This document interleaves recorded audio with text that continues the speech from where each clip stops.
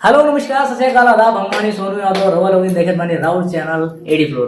तो आज हमारे साथ एक बहुत अच्छे कलाकार आज आर के गोस्वामी जी। चलिए सबसे पहले सर हमारे चैनल में आपका स्वागत है। जी नमस्कार, आपके सभी दर्शकों को मेरा प्यार भरा नमस्कार। सर सबसे पहले शुरुआत करते हैं आपकी जर्नी के बारे में। आपने कहाँ से शुरुआत की और कैसा रहा आपका वहां से यहाँ तक का सफर?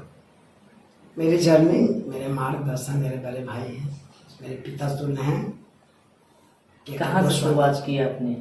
घर से ही, मुजफ्फरपुर जिले से। मतलब आप कहाँ से हैं और कहाँ से शुरुआत की? कैसा रहा आपका घर से यहाँ तक का सफर? बहुत प्यारा रहा और उनके ही दिशा पे चलते रहे और जिधर जाता उधर लोगों का प्यार सब मिलता रहता है। बहुत अच्छा रहा मेरा गुजर। मतलब आपके के गोस्वामी जी आपके जीवित हुए हैं? जी जी, क्योंकि मुझे ज्यादा कष्ट नहीं हुआ। अच्छा, आपको स्ट्रगल नहीं, कम। जिधर जाता उधर मुझे सम्मान मिलता है। मैं उन्हीं को मैं नमस्कार प्रणाम करता रहता हूँ। सर अगर बात करें तो आपको समाज की, क्योंकि आप जाहिर सी बात है आपका छोटा कद है, उस वजह से आपको समाज की कितनी बातों का सामना करना पड़ा? क्योंकि ये 100% आपको करना पड़ा होगा, तो कैसा रहा जब लोग ताना मारते थे तब का? कभी कभी ऐसा होता है जी, जो लोग हंसते हैं ना, आज वो लोग तालियां बजाते हैं। ये मैंने प्रूव किया है, मेरे भाई साहब ने प्रूव किया है। हमारे पिताजी को भी कुछ लोग हंसते थे जी। हमारे के साहब जब बचपन में थे तो मैं सुनता था कि उनको भी देख के कोई हंसता था, मेरे दरवाजे से लेकर शहर तक। तो हम लोगों ने साबित किया है कि नहीं, हम लोग भी हीरो बन सकते हैं, कॉमेडियन बन के आज आप लोगों के सामने हूँ। बस ऐसे ही प्यार आशीर्वाद बनाए रखें। हाथी चले बजा तब उनके यहाँ हजार वाली बात स्टाइल है। लोग क्या कर रहा है उससे हमको मतलब नहीं है, हमें क्या करना है, हमें कहाँ जाना है, किनसे मिलना है, उससे मतलब है। जी। सबसे पहली का फिल्म कौन सा आपकी? हमारी फिल्म थी सबसे पहले गंगा किनारे, सॉरी, गंगा जैसन गंगा हमारी फर्स्ट फिल्म थी जो मुजफ्फरपुर में शूट किया था। तो जब पहली फिल्म किए थे तो तब कैसा रहा आपका अनुभव पहली फिल्म का और अभी? पहली फिल्म में तो मुझे कुछ आता ही नहीं था। मुंशी के साथ एक रोल मिला था, मुझे हंसना भी नहीं आ रहा था, तो वो लोग मुझे हंसाते थे। और एक होली का सॉन्ग था, कुमार विरल जी जो हमारे मुजफ्फरपुर के RBBM के प्रोफेसर हैं जी, तो 4 लड़कियां लगाए थे मेरे पे कि इनको गुदगुदी बढ़ाओ। तो चारों लड़कियां मुझे गुदगुदी लगाती थी, तो फिर मैं ऑटोमेटिक डांस करने लगा, हंसने लगा। तो होली का शूट किए थे पहले। अभी आगामी कौन सी फिल्में हैं आपकी आने वाली है? हमारी फिल्में बहुत सारी हैं। मेरा टारगेट है कि महीने में 2 पिक्चर काम करना ही है।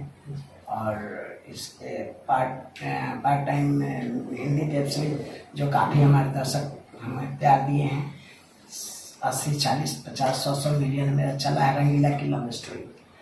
और लगभग 7-8 भाषा में मेरा रिलीज हुआ है और उसका कमाई अभी तक खा ही रहा हूँ लगातार।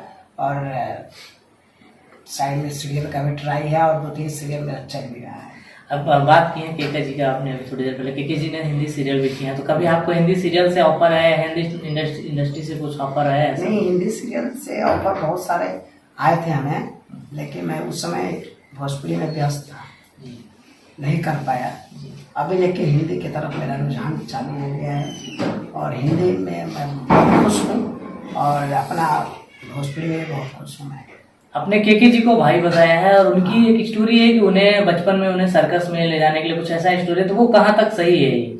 आप क्योंकि आप बड़े करीबी हैं उनके, तो ये सच है या क्या है, बताइए पूरा। मैं तो काफ़ी बच्चा था उस समय, तो हमें तो ये सब ज्ञात नहीं, लेकिन उनकी इंटरव्यू में सुना हूँ और सुनता रहता हूँ बराबर कि वो वही उनके मुँह से सुना था इंटरव्यू में कि कभी कोई सर्कस वाले मेरे पिताजी को आके बोले थे, तो मेरे पिताजी मना किए थे कि नहीं, मेरा बेटा घर पे ही रहेगा, पढ़ेगा और हमारे साथ रहेगा। हमारे पिताजी का बिजनेस था, छोटा सा शॉप, लेडीज कॉर्नर, और के भैया स्टूडियो चलाते थे और आज मैं उसी स्टूडियो को चलाते चलाते मैं उनके पीछे मुंबई तक आ गया।